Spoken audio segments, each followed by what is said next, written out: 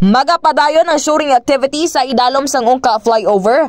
Bisan pa sa adlaw sang ninagyang festival kag kapistahan ni Nuestra Señora de la Candelaria o kon sang distrito sang Haro sini nga bulan sang Enero kag Pebrero. Suno pa kay Engineer Sunny Boy Oropel, ang Regional Director sang Department of Public Works and Highways sa DPWH Region 6, iya ginpahayag nga manginbukas ang nasambit nga flyover para sa mga light vehicles.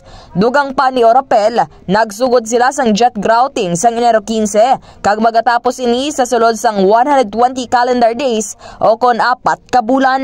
Nagapangayo naman sang pagangop gikan sa publiko ang ahensya kag nagpasalig nga regular ang monitoring sa sitwasyon sang trapiko sa palibot sang flyover.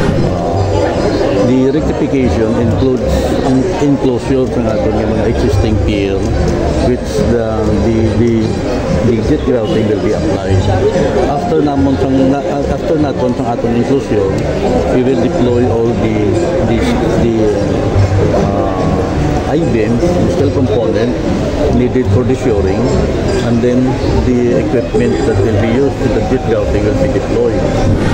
Para sa Kampiyon nga balita, serbisyo publiko kag kalingawan sa Iloilo. K5 News FM.